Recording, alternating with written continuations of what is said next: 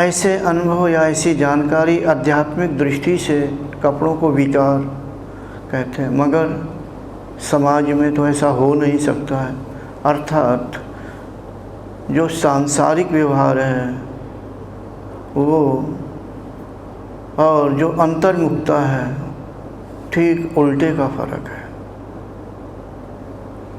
संसार में हम जीवन जी रहे हैं तो विकारों से युक्त होकर के जी रहे हैं। हर क्षण हमारे अंदर विकार ही विकार रहते हैं। लेकिन अभ्यास के द्वारा जब हम धीरे धीरे अंदर की ओर जाते हैं, गहराई में जाते हैं या ऊर्ध्व होते हैं या उच्च अवस्था को प्राप्त कर रहे होते हैं, तो ये विकार धीरे धीरे नष्ट होने लगते हैं।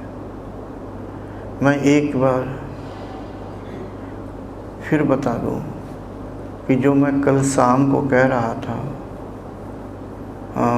भगवान श्री कृष्ण के विषय में जो बता रहा था, पुस्तकों में जो लिखा हुआ है, वहाँ योग ही योग है। अगर मुझे प्राप्त करना चाहते हो, जो भी प्राप्त करना चाहता है, तो विकारों से रहित हो जाओ, तभी मुझे प्राप्त हो सकता है, वरना नहीं। भाई प्राप्त वही कर सकता है जब वो अवस्था उसकी उसी के समान होगी, तभी वो प्राप्त हो पाएगा, नहीं तो प्राप्त नहीं हो पाएगा। बस इतना ही कहना चाहूँ। यहाँ कहीं भी संसारी पुरुषों की तरह मन में अश्लीलता नहीं है, वो तो ब्रह्म है, ब्रह्म ही अंश रूप से अवतरित हुआ है।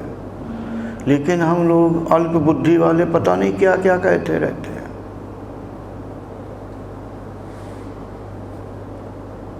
वो तो पूर्व काल से ही विकारों से रहित है, दृष्टा रूप है। सिर्फ मैं इतना ही कहना चाहूँगा। तो श्री भगवान श्री कृष्ण के जीवन में हर जगह योग ही योग भरा हुआ है।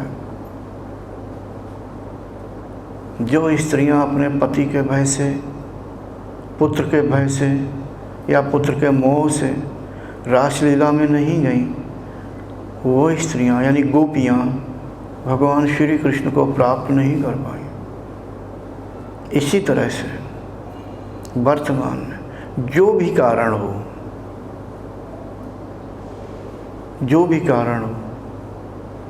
अगर ब्रह्म प्राप्ति का प्रयास नहीं कर पाई तो नहीं प्राप्त होगा। और जिसके अंदर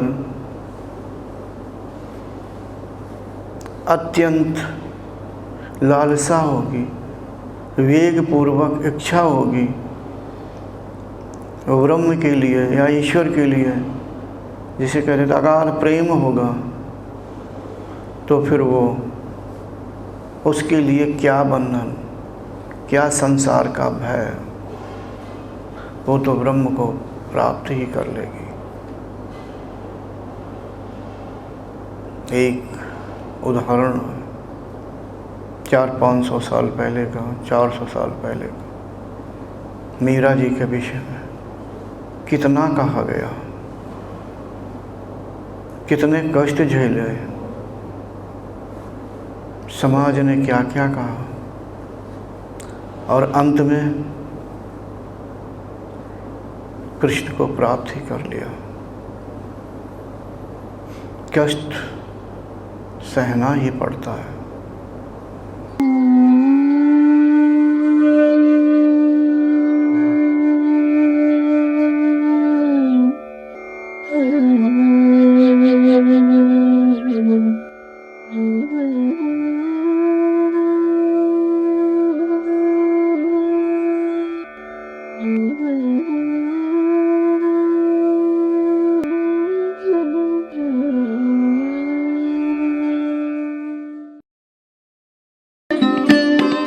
Thanks for watching.